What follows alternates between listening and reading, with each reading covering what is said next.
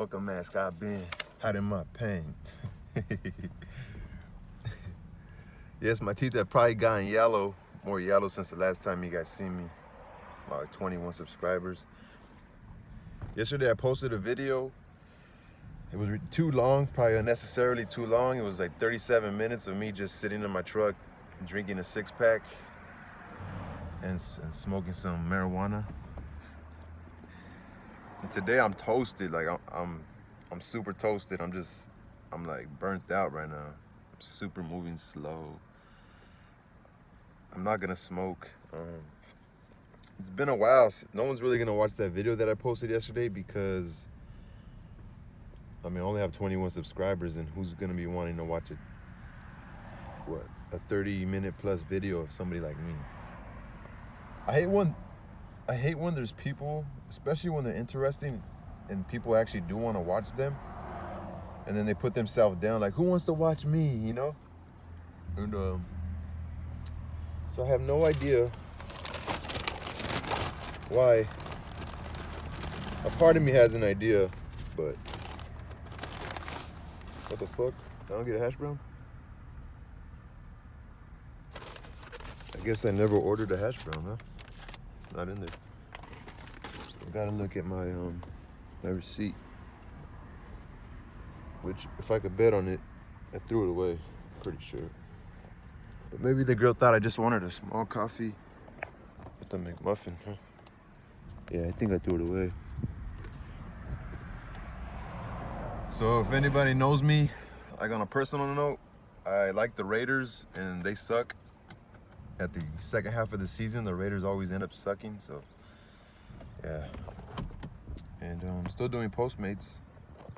I deleted all the videos that I posted before. I think I got high and I got paranoid one time, so I just ended up deleting. I started thinking I'm showing too much, like, oh shit, they're gonna know what kind of car I have. You know, I don't know. People are just this world is not the most friendly world we live in. You know what I mean? Catch it.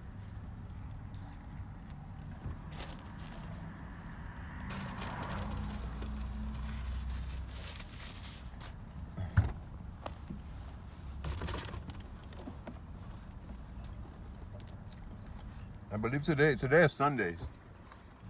Today's the 3rd, I believe. Because the 1st was on Friday. That was the 1st. I look dirty, huh? This is my hair.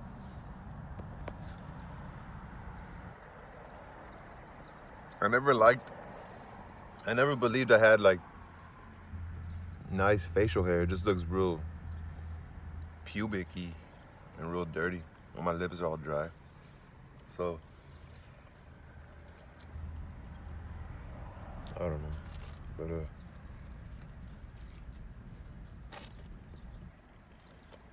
yeah.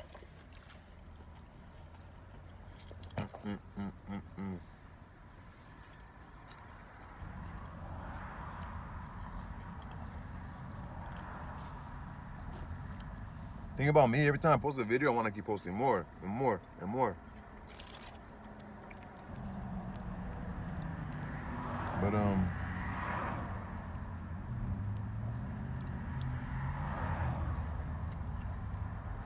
what I'm about to talk about is maybe a little controversial.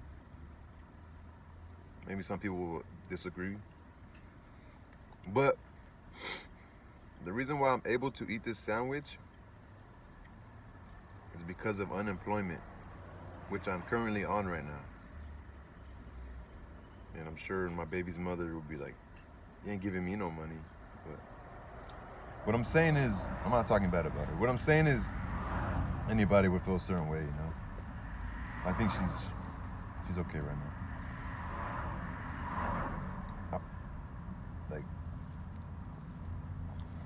Like Hollywood and Los Angeles is getting worse, like, especially in my little work truck that I have.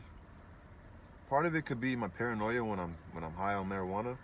But a lot of times, if I'm just posted up somewhere, waiting for a delivery, or just posted up wanting to kick it, be on my phone, just to be out, because I don't smoke where I live. So a lot of times I just jump in my truck and just be out, you know.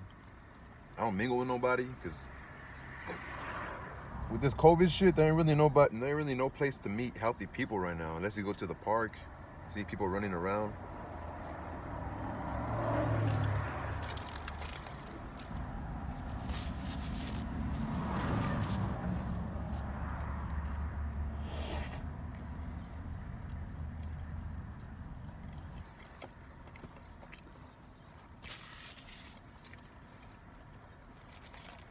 But there ain't really no place to meet people, so.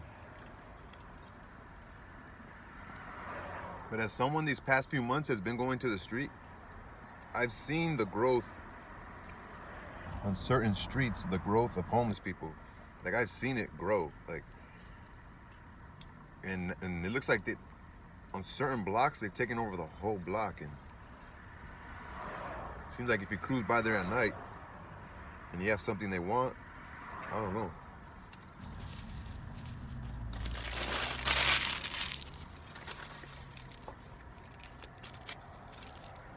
My prediction is, excuse me, in 20 years, if something doesn't change, and this place in America continues to be greedy, I think that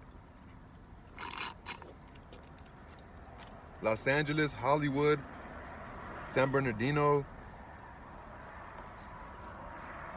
Long Beach, South Central, a lot of these areas are gonna turn into like the grip of the gangs and the actual grip of like the drug pushers and whoever. It's gonna become like the grip is gonna become too hard for the government to the corruption is gonna get embedded more and more and more into the system, even more. And I mean, look at Figueroa.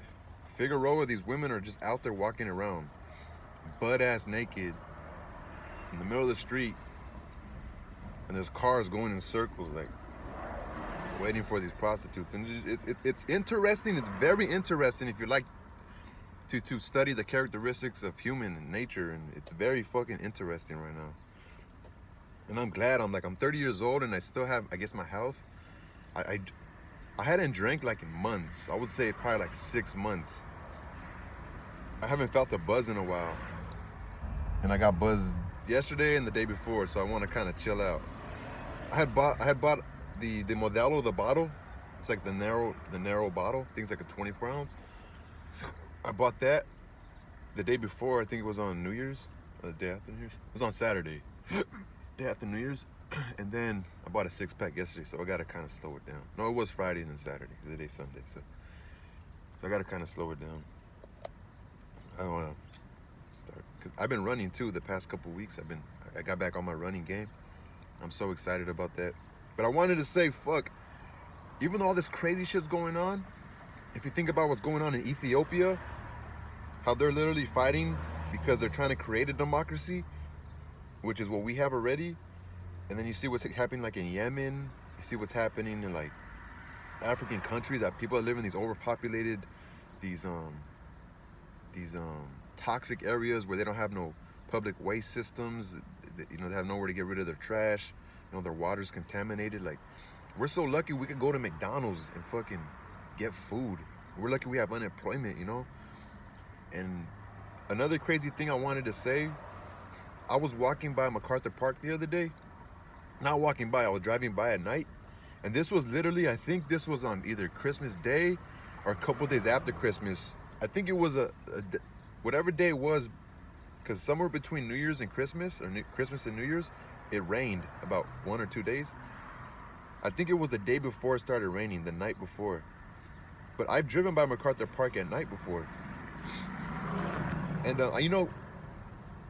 where the park is actually at MacArthur Park, where the park is actually there,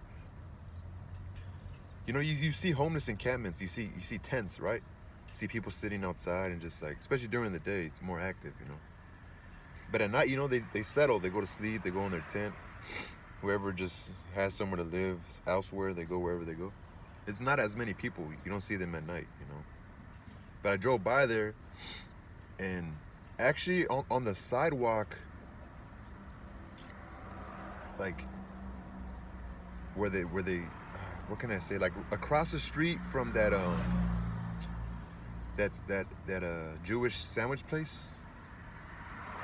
I think it's a Jewish sandwich, but they sell that it's not Canner's Deli.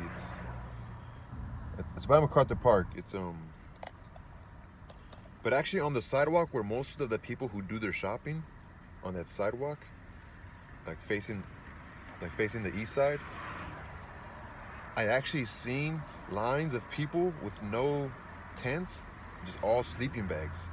I would say that whole block is kind of filled up with that. Right there by the train station, all the way to where the 7-Eleven's at, where the pupuseria's at, where I used to go. I actually seen people cold as fuck the day before it was raining, and nothing but sleeping bags.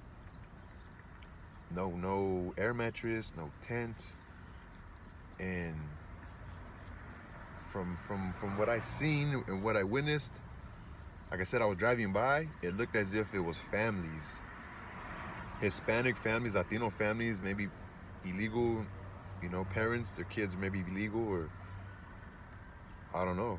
But it looked like different sized bodies. It looked like even children were sleeping out there, and that's horrible, man. That's in America right here, and I don't know. The rich are getting richer, and the poor are really, really getting poorer. But and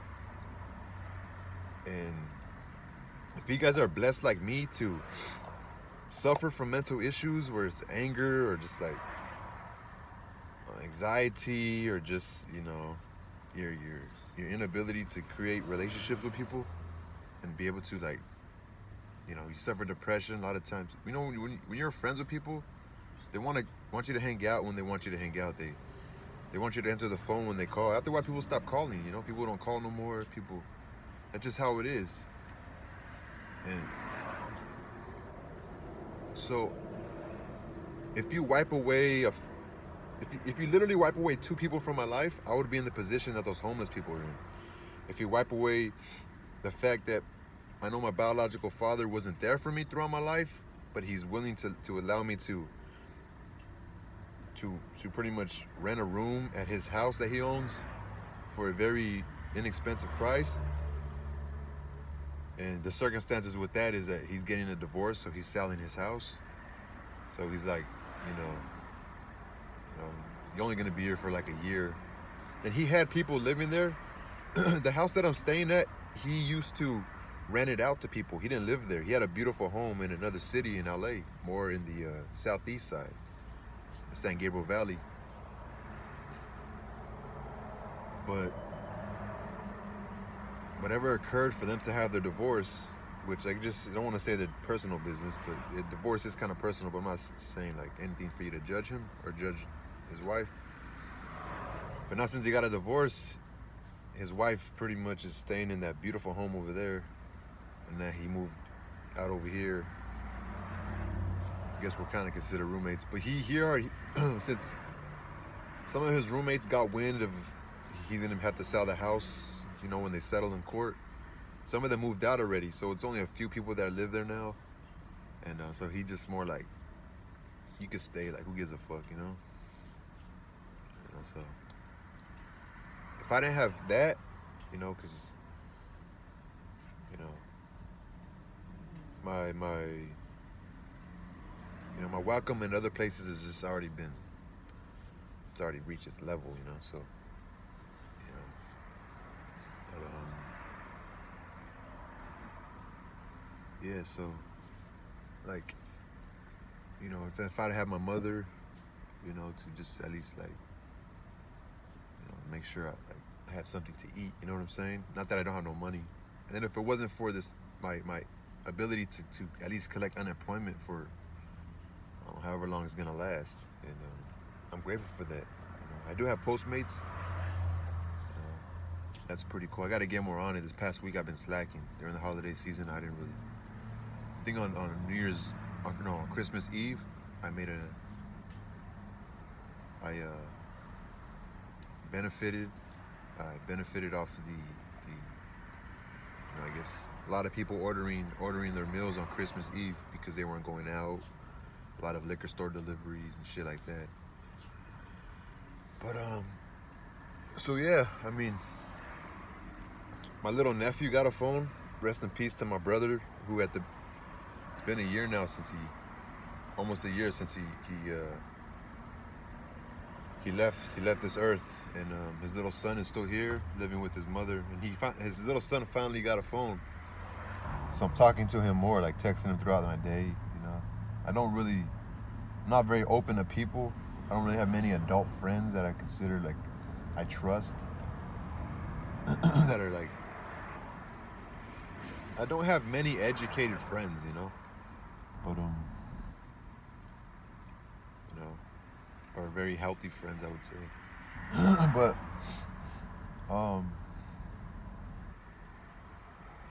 so I'm glad my nephew has a phone now. He's only 11. Trying to take it slow with him. I'm not trying to I'm trying to get him to trust me, where he can know he could just tell me things. He could tell me what's going on throughout his day, and he doesn't have to open anything up. Like what he may feel he can't tell his mother, or his grandma, or anybody in his life. I want him to be able to tell me, because I never had anybody break down life to me, like man to man life, like what life's about. Life's about as much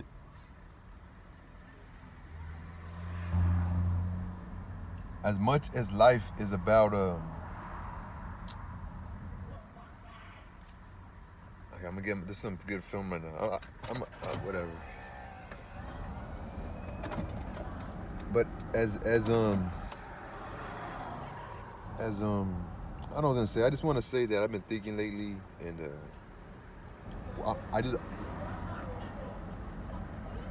I feel blessed that I'm here right now in America. I feel like I'm safe, especially with my inability to make friends and stuff, like, and my inability to be a likable type of dude, And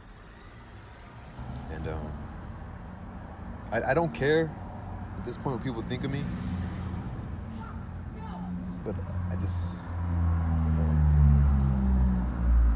I know there's a lot of this fucking a lot of this fear of like race, a lot of fear of when you feel like threatened, maybe your social status, seeing someone else with and you don't have. And then you see all this homeless going on and people losing their jobs. I don't know. I feel for those people, and it's very unfortunate, especially for the people who have had these jobs forever, who worked their whole life running a small restaurant, or running a small electronics store, or running a small bicycle shop, or or the gym, where you have this private gym that you run. Excuse me. I think that's horrible, man. It's horrible when you see these other businesses opened up. And I just feel there's so much hypocrisy in the world. There's so much, and I find myself getting angry at it. There's just so much hypocrisy. There's so much, And then how this life can make you feel like you're not nothing if you're not.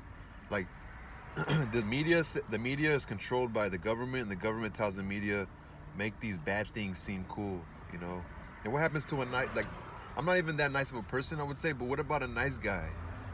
What about a nice guy who can treat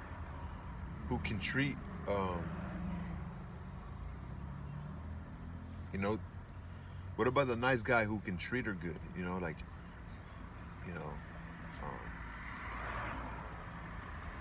I don't know.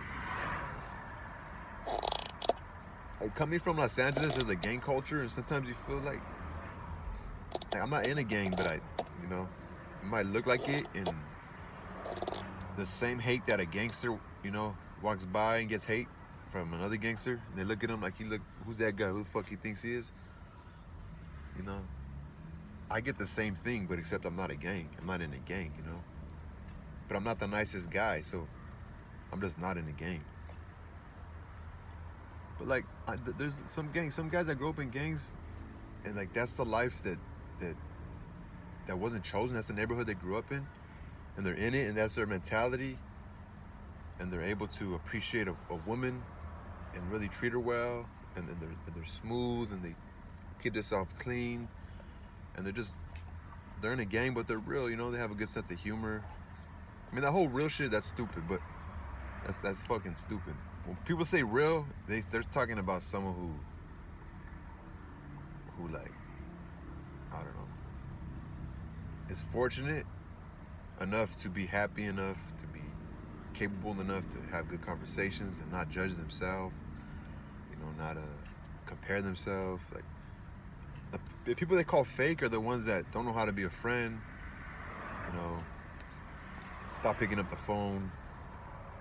Not that I do this, but gossip behind your back. That's not being real when you gossip behind someone's back, or, you know. But sometimes people are unfortunate, and their lives haven't been fortunate like others, so they deal with jealousy, they deal with envy. And anybody who deals with envy and jealousy, don't feel like you're alone, bro. Or women, don't. And you might look at someone else like, why are they so happy, you know? You always, and it's not as easy as said, like, oh, you just stop worrying about people, it's none of your business, or, you know, be happy, or. But it has to become to a point where you know yourself. Like, you know what? I don't like being around too many people. I know myself. I kind of don't like being around somebody like that who's very egotistic, or they seem egotistic. Maybe they're just confident in themselves. They don't care what people think. And that's going to kind of push me the wrong way, or that's going to kind of make me feel bad about myself because I'm not as confident. So maybe I don't want to be around those people. That's being real as well. That's being real with yourself.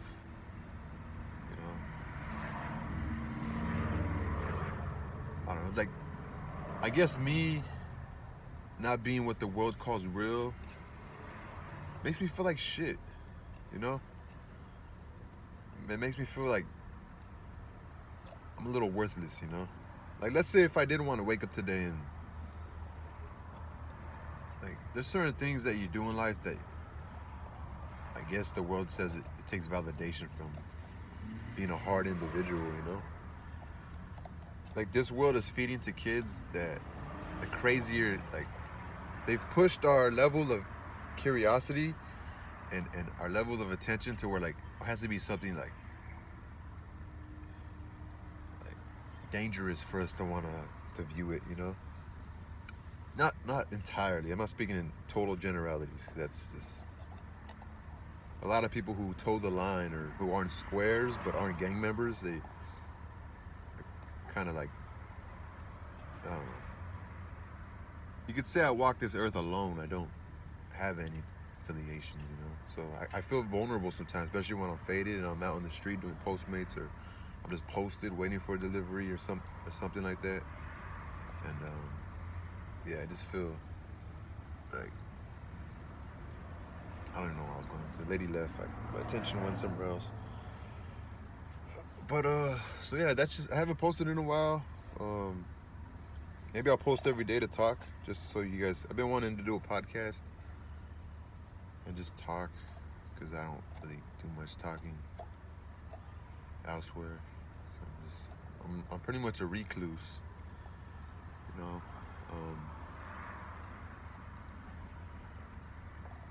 If anybody watches boxing, I didn't do a thing on Canelo, a reaction to Canelo. I didn't do a reaction to Ryan Garcia. I'm gonna do it pretty quick. Canelo, he put on a show. If you watch that fight over again, he put on a show for his people, for his fans, and it was just a domination. He bullied the guy the whole time. He beat the guy up. He didn't knock him out. He just beat him up the whole fight, and it was beautiful boxing. It was a side that we haven't seen from Canelo.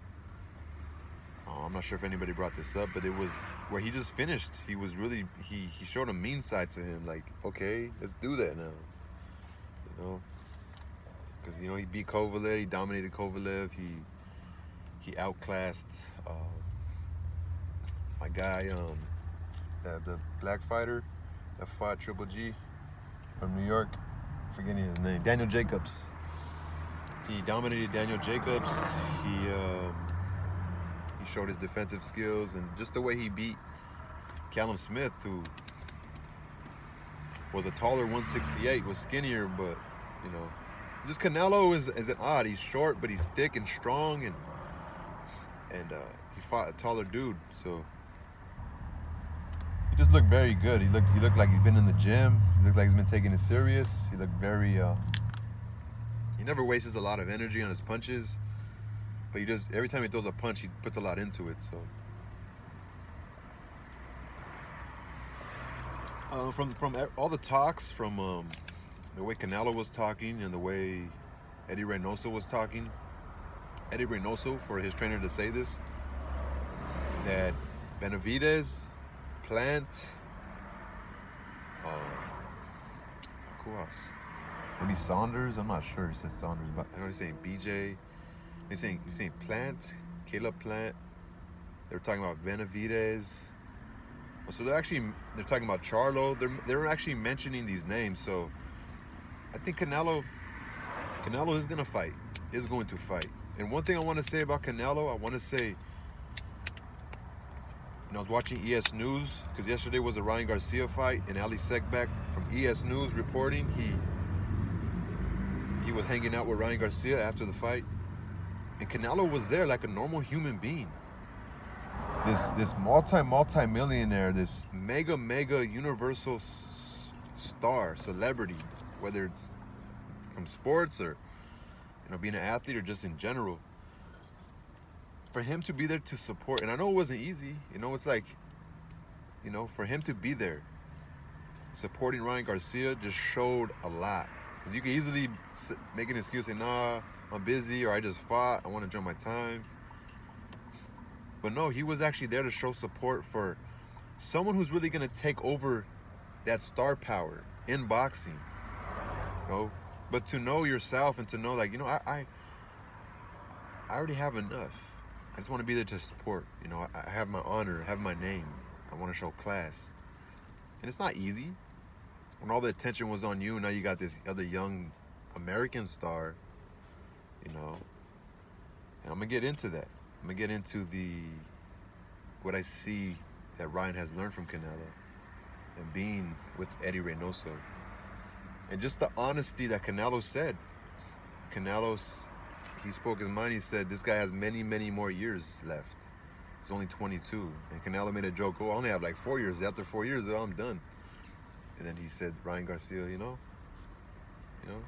and it's as man of ego and man of power and man of position, you can easily just diss the other person or show lack of support.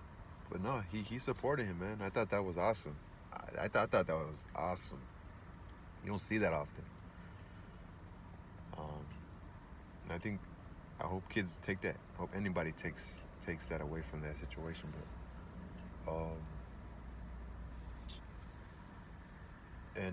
also Canelo kept it real. I haven't talked about the fight. I'm sure you guys watched it. Maybe y'all didn't watch it as I did. Same way, everybody watches things differently. They take certain things from certain stuff differently. But Canelo said it. They asked everybody what we should do next, and Canelo said it. He said it in Spanish. He said, you know what? He has a great future ahead, He showed heart from getting up from his knockdown. We're talking about Ryan Garcia.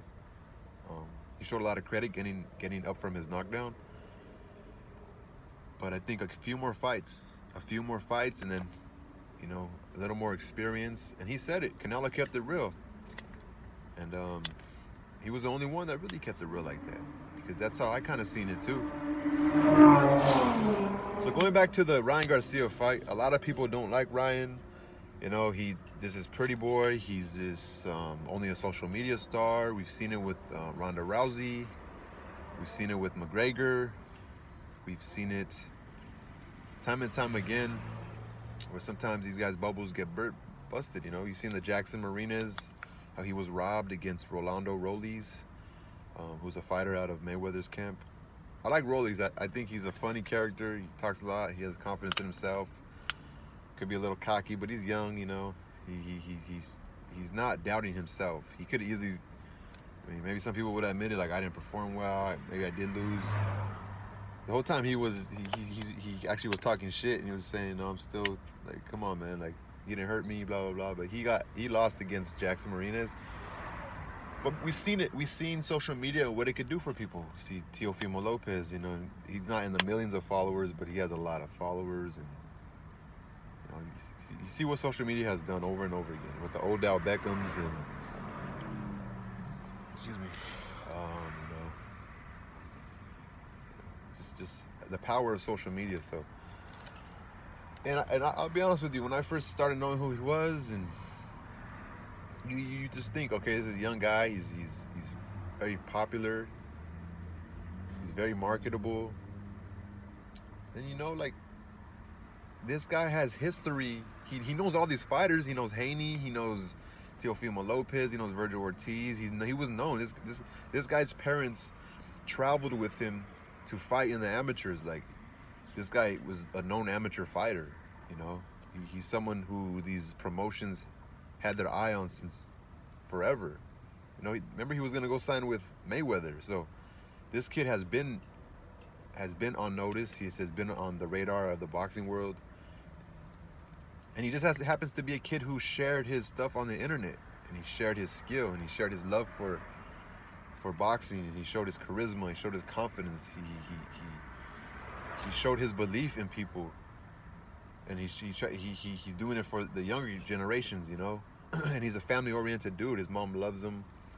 You know, he's a typical Mexican-American family whose parents are involved in this kid's sport life. And you've seen it. You've seen, you know, I was watching his brother. He was on the undercard, fought a 4-round fight. And you hear the mom. You could hear the mom. You could hear the mom saying, "Get your hands up, right?" Or "Get your hands up, Sean." And then Sean listening to his mom. And it kind of gave me goosebumps. I was faded. And I was like, I could hear his mom. And I was like, dude, this mom is there. She's just there for him. She's there for her kids. And she doesn't care. She's supportive of her children. I remember seeing a video, Ali Sekback, when he posted Virgil Ortiz sparring Ryan, which I'm a big fan of both. I'm a really, really huge Virgil Ortiz fan. And you just hear the mom in the crowd, "Come on, Ryan!" Like, the whole time, like, she's been there. She's been in his corner, and the dad's more of the quiet one. But he's just there for his son, and he loves his kids. And, you know, this is inspiring, man. This is making boxing so fun, you know. You know, with Gervonta Tank Davis, you know, the fighter from Baltimore. He's a light-skinned brother. He's a light-skinned black fighter. He's African-American. You know, for where he came from and just what he's doing for his family and his friends around him and his community, and how he's like this shining light for them. You know, he fucks up and he makes his mistakes, you know, in his personal life, but you know, from where he came from, you can't blame the dude. And these are God-given talents that these kids didn't give up on, and these kids developed. And you know, for Ryan to get knocked down like that, I actually didn't know I didn't know that fight was gonna start around 4 o'clock. I thought it was gonna start at 7, you know, like most fights do. But I think because Luke Campbell, who was the opponent, since he was from England, I think they wanted to accommodate for both countries. Or maybe they just knew 4 o'clock was gonna get most of the viewing. Well, I'm not sure if it's pre-recorded, I'm not sure, but it was just weird that it started at 4. The Ryan Garcia fight was pretty early. And you know, for Ryan to get knocked down in the second round, and for him to kind of struggle after that a little bit for like a round or two, you're kind of, and then for you know, it was easy to just say, "Oh, this guy is not who everybody thinks he is." And it's also easy for you to think that about yourself. It's easy to think, "Oh, this guy isn't who we think he is." And it's very much easier to start believing it yourself when you're in the ring and you got knocked down like that for your first time. And you're even more today you're more popular than yesterday. You're just growing even more. And trust me, like that was crazy. It was crazy because my senses were a little different. I was battling with myself, like doubting. Oh, dude. Oh my God, dude. This dude, like, I wasn't this dramatic. In my head, I was like, oh shit. I was already quick to doubt, like, oh my, like, oh shit. Social media, like, oh shit. This is the problem with social media. Look at, like. But somewhere in the fourth round,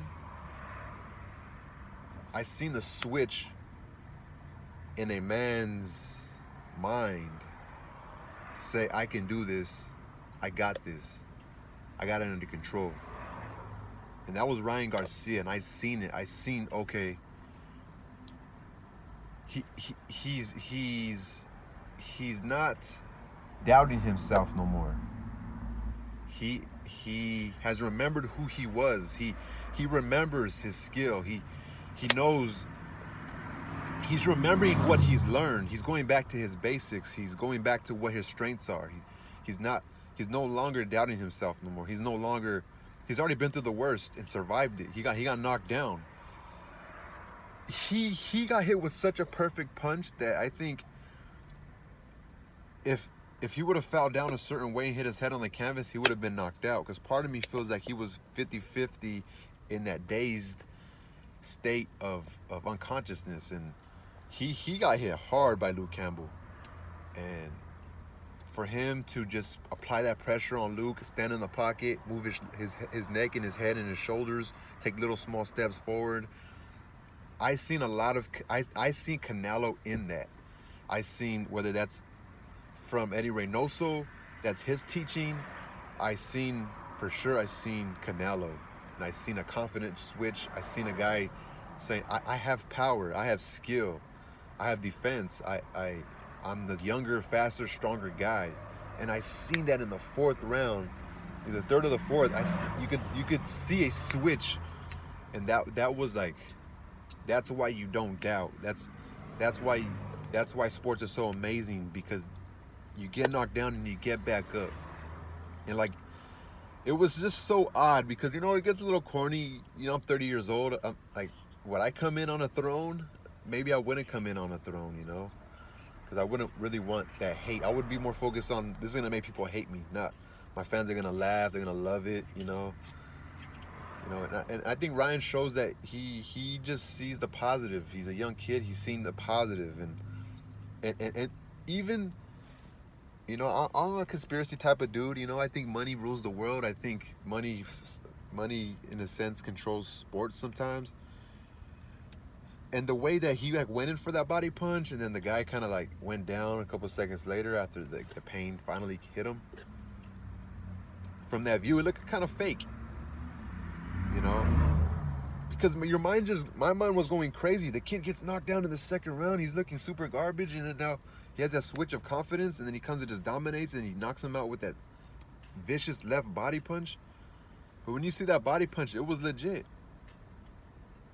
Because at the end of the day, he's just doing what he's been doing since he was young, but just now with a bigger audience. So that same body punch, if you take away the fans, it would have just been a simple body punch. It's a fight. People get knocked down, like they're saying. People get caught. De La Hoya's been dropped. Muhammad Ali was dropped. Like, this is boxing. But I felt like that was just, if destiny is real, that was just so perfect. It would almost look like too good to be true. For you for the world to think you're a soft social media guy, for you to get knocked down.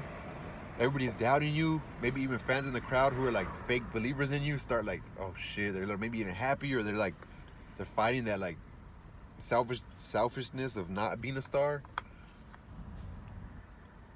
And for you to get back up, and for you to it just showed that I think Ryan Garcia does suffer with self-doubt, and pressure is something that you have to learn. You have to learn to deal with the pressure. And he's so young.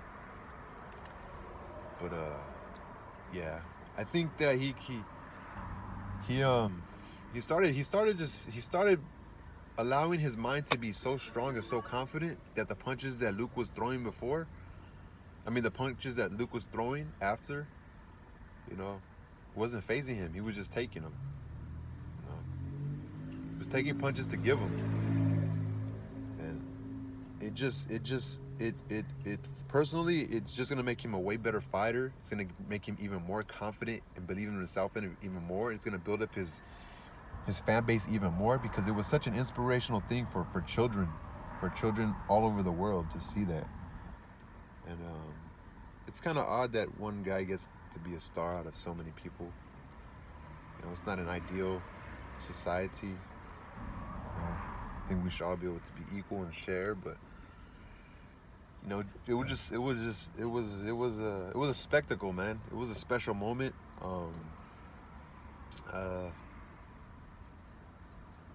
I would rather him give himself another year or two to get stronger in his body, you know, to get more experience, maybe 2 or 3 more fights before he gets in the ring with the Tank Davis. Because you figure if he wants to get in the ring with the Tank Davis, if he gets in with him in 3 years down the line, Tank will be 28, 29, and he'll be 25, 26.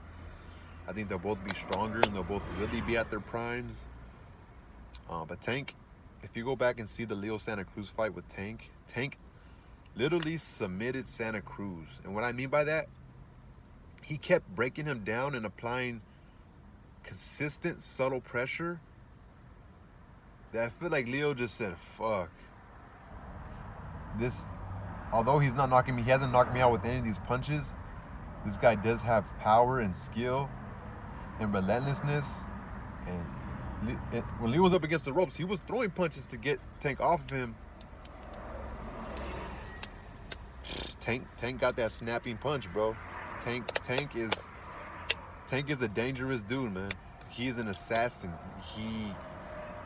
He's a babyface assassin, man. Tank is a beast. Is a fucking beast. So I don't know, man. I don't know. If Ryan were to get hit by Tank, I don't know. I've never been in the same room with those guys.